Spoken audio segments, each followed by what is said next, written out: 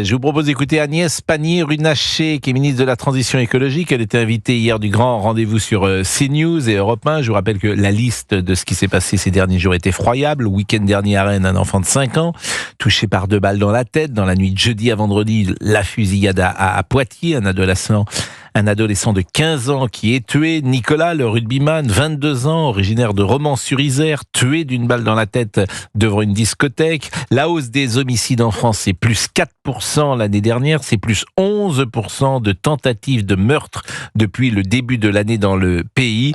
Donc effectivement, ça a de quoi inquiéter. Madame Pannier-Runacher. Il faut faire preuve de fermeté. Ça, c'est très clair. Beaucoup des faits divers qui ont émaillé ces dernières semaines et ces derniers mois sont liés au narcotrafic. Donc, ce ne sont plus des faits divers. Ça s'appelle des faits de société. Quand je passe mon temps à dire que les mots ne sont pas dits. Un fait divers, c'est par définition un fait qui n'arrive qu'une fois. Un fait, il est divers. Lorsqu'un fait divers arrive tous les jours, ça devient un fait de société. Mais là aussi, tous ces hommes et ces femmes politiques rechignent à mettre les mots sur la situation. Écoutons Antoine Armand, c'est le ministre de l'économie. Il est invité ce matin de Sonia Mabrouk sur CNews et Europe 1.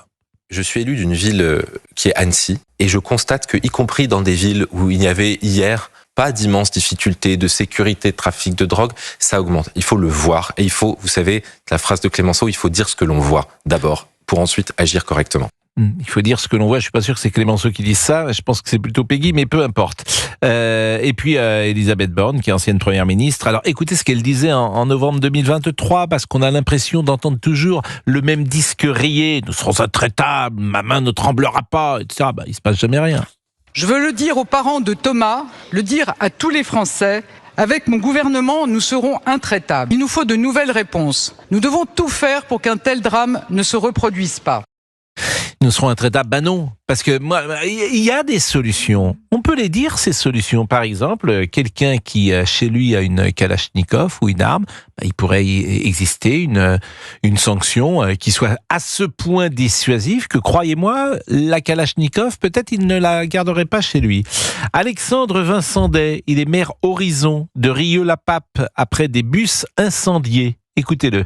Un conseil des droits et devoirs des familles pour pouvoir convoquer les parents dont les mineurs sont des délinquants et leur proposer un contrat très simple. Soit ils nous aident à faire en sorte que leurs enfants rentrent dans le droit chemin, ils prennent conscience de ce que font leurs enfants et à partir de là, on travaille main dans la main ensemble. Soit sinon ils refusent et si en plus les faits sont trop graves, on suspend les aides municipales.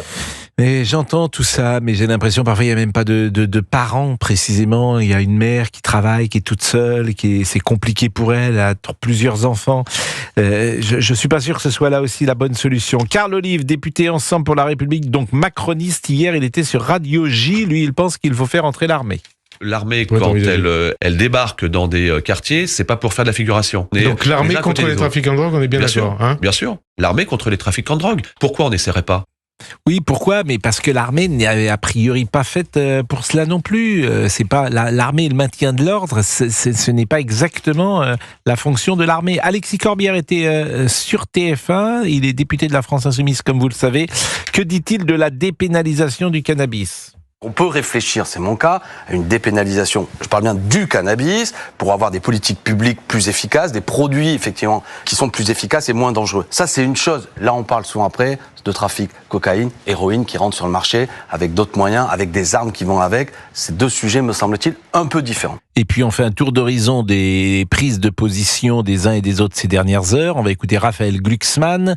Est-ce qu'il faut attaquer le consommateur, celui qui fume ? Voilà une vraie question aussi au centre des débats et vous pouvez évidemment répondre à cette question. Vous avez déjà fumé un petit pétard dans votre vie ou pas ? Je vous le dis, oui. Quand j'étais jeune, parce qu'il y a beaucoup de gens qui disent Français et il y a 5 millions de Français. Moi, je pense que envoyer la police faire la chasse aux fumeurs de joint n'est pas la solution. Ça va surcharger les forces de police et à la fin, on ne les aura pas pour se focaliser sur les criminels, les gangs, les mafias. Bon, qu'est-ce qu'on fait ? Moi, je pense que M. Glucksmann, il n'a pas raison. Si tu commences à attaquer le consommateur, ça peut faire réfléchir. Alors, il ne s'agit pas de mettre tout le monde en prison, mais en revanche, des amendes très fortes, très puissantes peuvent exister et être dissuasive. François, bonjour. Oui, bonjour. Vous avez déjà fumé un petit pétard, François ? Ah, pas du tout, non. Non, je suis un anti-drogue. Bah oui. Je suis un anti-drogue et j'ai tout fait pour que mes enfants soient pareils. Mais oui, mais parfois on fait tout et puis parfois, forcément, les enfants, ils ont une vie autonome, ce qui est bien normal. Vous habitez où, François ? Non, vous savez. Ils n'ont pas de vie autonome, dans la Loire, vos enfants. à Saint-Étienne. Pardon ? Je dis, ils n'ont pas de vie autonome, vos enfants. Ah oui, ils sont autonomes. Ils ont tous des établissements, on travaille tous. Et on s'aperçoit de pire en pire que même devant nos établissements, on est obligé de... Pourtant, on a des restaurants, on est obligé de mettre des portiers. Car à chaque fois, c'est devenu n'importe quoi. Saint-Étienne, c'est devenu du grand n'importe quoi. On a même une discothèque, on est obligé de mettre Alors les vigiles, quand ils refusent quelqu'un, on est obligé de faire attention parce que il y a au moins une fois par mois, voire 2 fois par mois, on a des gens qui reviennent avec des couteaux ou quoi que ce soit.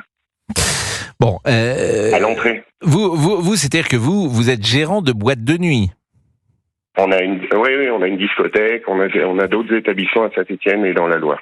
Donc vous êtes au contact d'une violence que vous voyez plus importante. Depuis combien de temps vous êtes dans la nuit, si j'ose dire ? Il y a au moins 20-25 ans. Bon, donc vous avez pu voir les choses un peu changer. Ah mais c'est du grand n'importe quoi depuis... on va dire que... Je vais citer un nom, depuis Taubira, c'est devenu du grand n'importe quoi. Mais c'est quoi votre explication ? Voilà. La police a été lâchée à Saint-Étienne. On n'a que 2 brigades de police qui tournent le soir, la nuit. On n'a que 2 voitures de police qui tournent pour une ville comme Saint-Étienne. Donc arrive un moment, ils peuvent pas être à droite et à gauche. Et il faut qu'ils couvrent Saint-Étienne et d'autres villes qui sont à côté. Nous, ce qu'on voit, c'est que de plus en plus, on a des bandes de jeunes qui viennent pas pour faire la fête, ils viennent pour en découdre avec tout le monde. Ils sont remplis de gaz. Alors les 3 quarts, on les voit passer d'abord avec leur voiture, avec des ballons remplis de gaz. Ça veut dire quoi, des ballons remplis de gaz ? Pardonnez-moi, je comprends pas. C'est les gaz, vous savez, qu'on met normalement dans les crèmes chantilly. C'est les petites cartouches de gaz. Et ça, ils le mettent dans un ballon et ils le respirent. Ça leur donne des super pouvoirs. Ils ont quel âge, ces jeunes gens ? Ils ont tout âge. Mais même on voit des filles. On voit des filles passer qui ont ça dans les mains. On voit, vous passez dans n'importe quelle rue à Saint-Étienne, des rues de nuit, ça sent le shit, ça sent le... Et vous voyez ces bandes, on les voit, nous, de toute façon, ils sont tous habillés pareil, c'est tous en jogging, capuche noire, prêts à en découdre, et de toute façon, c'est tous les soirs. Ça, jeudi, vendredi, samedi, c'est tous les soirs. C'est tous les soirs, mais vous avez une rue qui s'appelle la rue des Martyrs-Dingré. C'est beaucoup de personnes ? C'est des groupes. Et c'est combien de personnes ? C'est des groupes. C'est une quinzaine de jeunes qui vont se réunir sur une place, la place Neuve, et qui vont attendre que qu'un jeune qui est peut-être un peu éméché, ils vont lui arracher son téléphone. Mais c'est comme ça. Ils agissent en bande. Ils arrivent en bande. Une fois que la dépouille, le gars il a été dépouillé, il se barre. Mais ils partent même sans courir. Franchement, on assiste à des choses, on essaye d'intercepter, mais on assiste à des choses parfois qui sont... mais quand ils viennent devant votre établissement, vous ne les laissez pas rentrer, nous, j'imagine ? Ils se refusaient direct. Ah non, ils se refusaient direct. Et dans ces cas-là, comment ils acceptent ce refus ? Ils n'acceptent pas. Mais c'est-à-dire, ils arrivent à une dizaine ? C'est soit ça part en pugilat, soit ça part en insultes... alors qu'on laisse faire, les insultes on laisse faire. Si arrive à un moment, ça devient du grand n'importe quoi. C'est-à-dire comme on a eu à plusieurs reprises quelqu'un qui sort une lame. On en a un même qui nous a sorti à plusieurs reprises du reste. Pas la même personne mais d'autres qui sont revenus avec des bouteilles de verre. Il y en a un qui est venu avec une lame. Il est revenu en sens interdit. Il nous a sorti une lame de plus de 20 cm. Et vous, votre boîte de nuit, elle est plutôt dans Saint-Étienne, plutôt à l'extérieur ? Oui, elles sont dans Saint-Étienne, oui. Et c'est une boîte qui est plutôt chic, qui prend tous les publics ? Ouais. Ah non, pas du tout, non, on prend plus de 30. Vous prenez que les plus de 30 ans ? Je suis assez connu sur Saint-Étienne, et ce qui m'ennuie, c'est que, vous voyez, on va passer pour des fachos, on passe pour n'importe quoi, mais arrive à un moment, c'est que les gens, il faut qu'ils réfléchissent. Tout le monde est là. Pour moi, ce petit jeune qui est encore mort à Saint-Péret, il aurait jamais dû mourir. Les gens sortent pour faire la fête. Non, mais on est tous d'accord. Mais ce que vous décrivez est une France. Oui, tout le monde. Non, mais les racailles, ils ont tous une arme blanche, ils ont tous un poing américain, ils ont tous une bombe lacrymo sur eux, des matraques, ils ont tous, sans... je vous le dis, la nuit, nous on travaille la nuit, donc on connaît. Voilà. Et je suis pas le seul, hein, vous interrogez n'importe quel patron de discothèque ou de bar. Mais que vous disent les policiers? Qu'ils en peuvent plus. Ils en peuvent plus. La semaine dernière, dimanche, pour un refus d'obtempérer multirécidiviste de moins de 3 mois, j'ai des amis dans la police, et de moins de 3 mois, la personne, ils l'ont coursé pendant plus de 25 minutes dans le centre de Saint-Étienne avec des pointes de 95 km/h, sous cannabis, pas d'assurance, voiture, pas de permis, il a été relâché 3 heures après. 3 heures après, il est convoqué que l'année prochaine. Qu'est-ce que vous voulez qu'arrive à un moment? Ce gars-là, il est ressorti. Le policier n'a même pas fini de taper son rapport. L'encre, elle est même pas encore sèche que le gars, il est déjà dehors. Mais comment Qu'est-ce que vous voulez qu'arrive à un moment? Ces policiers, ils ont envie de faire leur boulot. Vous vous rendez compte? Est-ce que quelqu'un est prêt à sortir pour 2000 € et se ramasser une balle? Maintenant, c'est ce qui se passe. C'est qu'eux n'ont plus peur de la police. Moi, j'ai peur de la police. Quand je prends ma voiture, je fais attention. Quand je prends ma moto, je fais attention.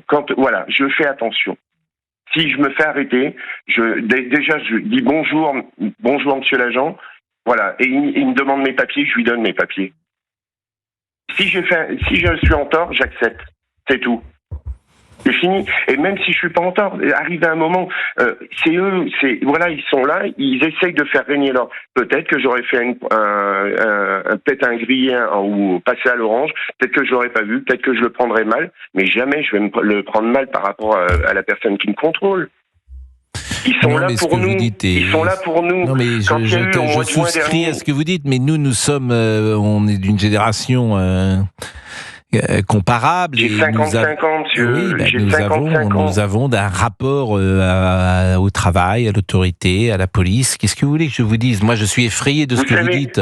Effrayé, puis comme tous les gens qui doivent vous écouter. Parce qu'en fait, je vois pas de solution. C'est ça qui m'inquiète. Au mois de juin dernier, on a eu on a eu les émeutes à Saint-Étienne. Mais c'était affolant. On s'est mis devant nos établissements, nous, avec des barres de fer, pour tenir nos établissements. Parce que autrement, on se serait fait casser. On voyait des voitures se faire charger de lunettes Ray-Ban, de lunettes chères, des magasins avec un crocodile et ainsi de suite. Les gars, ils passaient, ils allaient casser, ils chargeaient dans des voitures qui étaient prêtes à partir. On a laissé faire. On a un gouvernement qui en a rien à foutre de nous. C'est plus compliqué que ça, parce qu'il n'en a pas rien à faire, mais il est impuissant. C'est-à-dire que les solutions que ça réclame, François, les solutions que ça réclame, personne ne veut les prendre. Je pense que maintenant, c'est un mot une expression que j'emploie en permanence, il faut changer de logiciel. Vous n'y arriverez pas. Alors évidemment, vous vous heurtez à l'état de droit parfois, mais je pense qu'il y a des choses qu'il faut changer. Et il faut changer de fond en comble, parce que vous n'y arriverez plus. La personne qui ressort au bout de 3 heures, c'est absolument impossible. Non, mais c'est honteux. C'est honteux de faire ça. C'est honteux. Bon, merci. Si vous êtes solvable, non, mais ça, je suis d'accord. On vous prendra jusqu'au bout. Ah là, ça, il n'y a pas de souci. Voilà. Je suis bien au courant de la